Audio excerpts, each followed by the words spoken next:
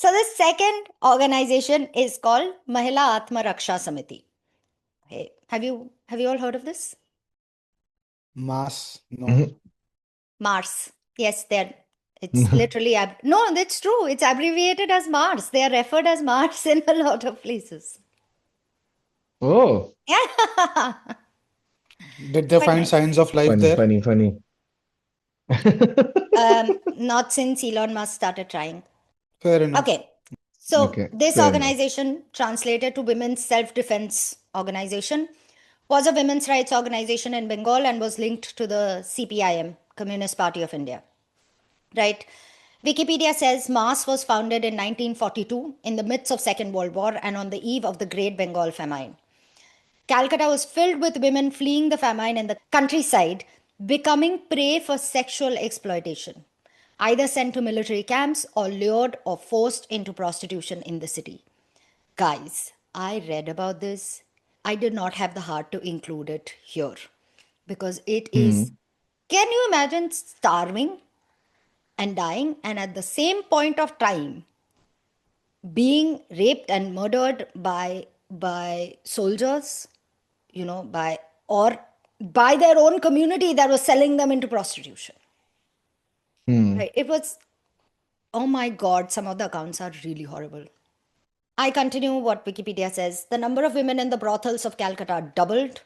Incidents of sexual abuse or kidnappings of local women by American soldiers were taking place. In reaction to these developments, a group of communist women, American soldiers, how do yeah, they figure? eve of Second World War, I mean, basically there were women who were sold to American soldiers because Americans were winning at that point of time, right? The Allied Yeah, but forces Americans where? Like in Europe? in Europe, but also remember we talked about this Indian Free India Legion. When they came back, American soldiers came back with them also. They brought them here. Okay, makes sense. Okay. So that also happened, right? There was a lot of movement of people. Mars did a bunch of things, right? They supported the struggle for Indian independence. They instructed women in self-defense. They warned against fascism, demanded release of political prisoners. Also, like, worked a lot towards defending the population from starvation. They organized relief during the Bengal famine, the second one, 42, 43. But one of the main contributions that I found that is detailed a little bit more is the Tebaga movement. It's Tebhaga. To be very honest, I feel like I'm not pronouncing it correctly, but I don't know how else to do this.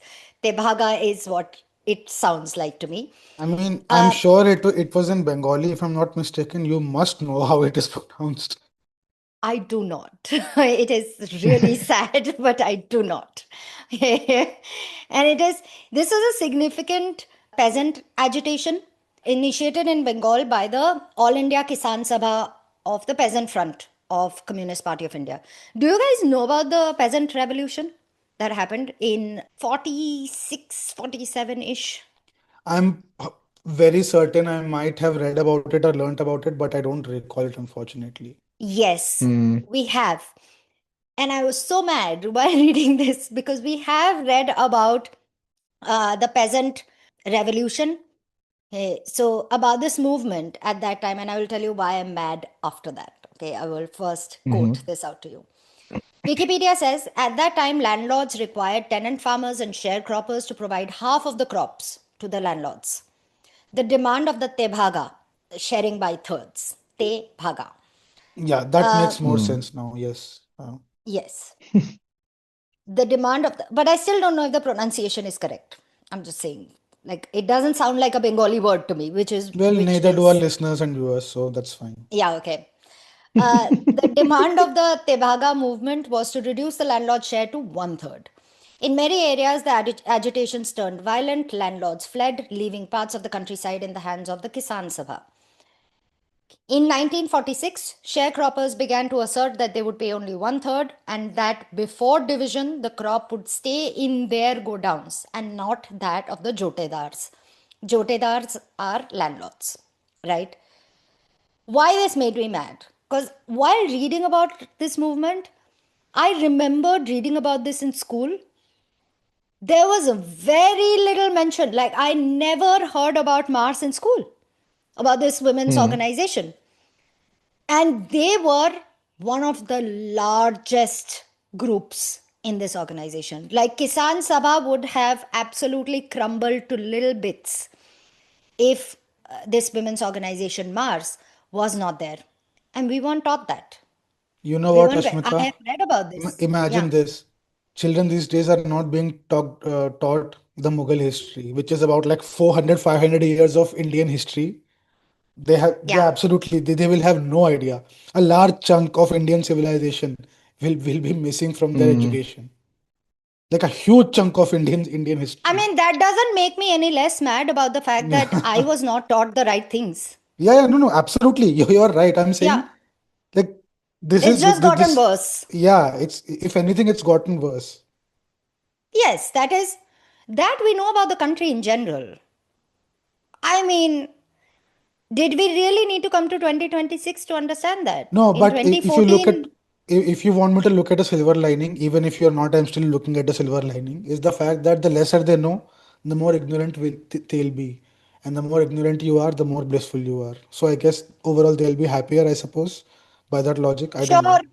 I mean, there are no jobs, the economy is going to shit, but I'm sure kids graduating into a fuck all market that cannot support them at all would be extremely happy not knowing about 400, 500 years of history, 400, 500 years back, like, which would Yeah, have yeah, made but so much at least they can difference in look their forward to the lives. 15 lakhs in their accounts. So that will be Oh, dropping anytime yes, that soon. is true. So that's fine. They'll be taken care Yes, of. yeah, that should help Yeah, set them definitely. up. Okay, so the information actually about Mas's role in this peasants' uprising, it comes from this book called, at least I got it from this book called A Field of One's Own Gender and Land Rights in South Asia by Beena Agarwal. She talks about the movement and the role of women as a whole and Mas in it. It's quite a good account, right? And I'm going to quote Mhm. from this to talk about the Tebhaga movement. Within the prevailing agrarian relations, gender oppression was closely linked to caste and economic oppression. Upper caste landlords controlled not just the labor and crop shares, but also the women of sharecropping households.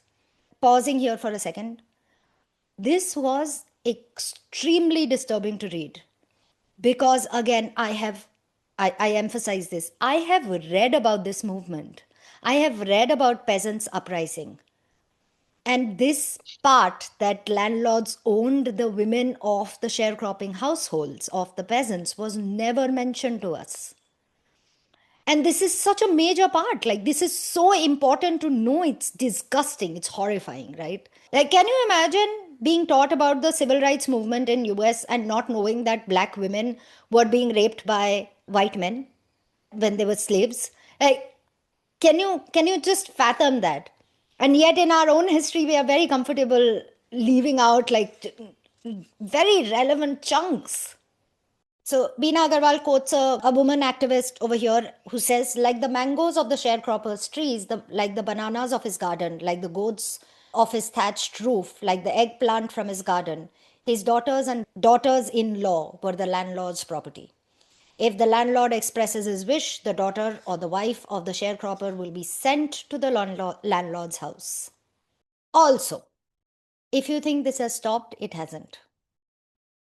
Very recently in West Bengal, certain countryside areas, like smaller areas that don't get a lot of national attention, there were incidents of girls and women being forcibly sent to. Now of course landlords are not the most powerful ones, it's politicians, to even the ruling party's politicians' homes.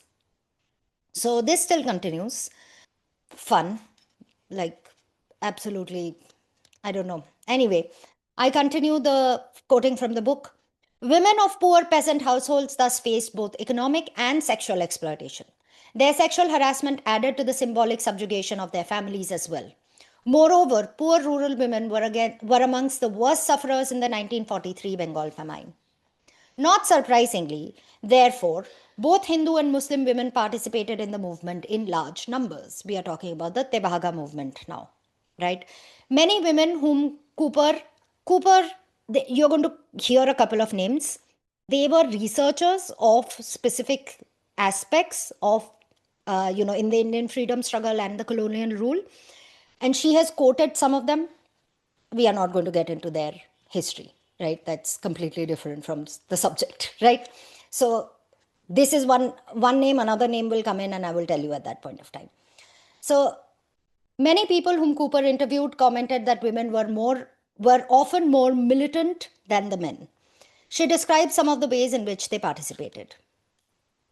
Women who remained in the villages during the day tended to become responsible for warning people of police arrivals by sounding alarms, blowing conch shells, for example. They provided shelter and food for activists. Women who frequently went to the market became responsible in some areas for communication and carrying messages between organizers. In some villages, there were special Nari Bahinis or Mohila Bahinis. Mohila is women, Bahinis is corps, right? So women's corps, which guarded villages. Poor peasant women participated in meetings and demonstrations, were in delegations to landlords and occasionally members of Tebaga committees, although not holding particular positions. However, women's militancy was remembered mostly because of their actions to resist arrests, when they displayed incredible courage, initiative, and heroism in rescuing people. Women's weapons of resistance were the commonplace objects of their daily existence. Household implements used for husking and chopping, wood, brooms, knives, etc., with which they sought, often successfully, to disarm police parties. Okay, I have taken out a lot of this, but just for your listening pleasure, I want to tell you how these women drove away the police. Okay. And it says, as the police entered the village, bells and conch shells used to be blown and the echo could be heard from one end to the other. It was the peasant women folk who organized this novel form of warning. Almost immediately on hearing this, all the women folk would take hold of broomsticks, lathis, and their husking pestles and form a barricade on the village road so that the police could not enter. In disarming police parties, in resisting arrests, and in rescuing people, women's initiatives often assumed heroic dimensions. On several occasions, attempts by landlords to appropriate the harvested paddy from the peasants' fields with police help were also thwarted by women. For instance, in the Kendemari village, they least expected that a militant group of peasant women would advance with daos, choppers, and broomsticks. Now, this comes the best part. Tied to their sari ends, they carried handful of dust mixed with chili powder. As they approached the police, they threw this powder in their eyes and the police ran for their lives. Oh my God. I really fucking like these women. So amazing, dude. And this is what I mean by socialist feminism, right? When you fight for women's rights, you not just in particular classes, not like fucking Lenin and fucking Sheryl Sandberg, but with intersectional members, right? People of all castes and especially people who do not have any other remedy, right? And often against the men from their on their own side, because patriarchy was still very much a violent, terrible thing, right? So while they were fighting with men, they also had to fight against their own men, which is what we are going to talk about right after this ad break, to be honest. Again, as usual, I don't have great ways of leading to ads. I'm just excited about women throwing chili powder in policemen's eyes. That's just glorious to me. That is just one of the best things I have ever read. So you go enjoy the ad meanwhile, and we'll see you in a bit.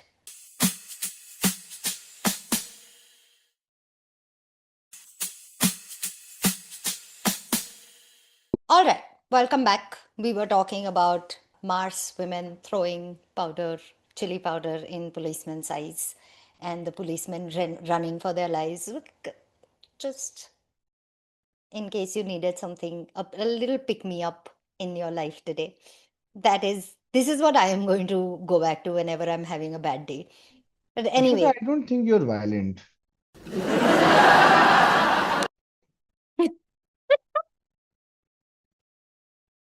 Such a calm and warm person.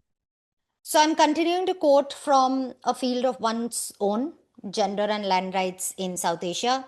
And this time we are talking about how these women were fighting against the oppression they were facing from the men in whose favor they were fighting, right? Hmm. So I'm quoting from the book. It says, during the course of the campaign, a number of gender concerns also came up within the movement, such as wife beating, women's rights to income from their sale of poultry and other small products, and their breaking the norms of parda.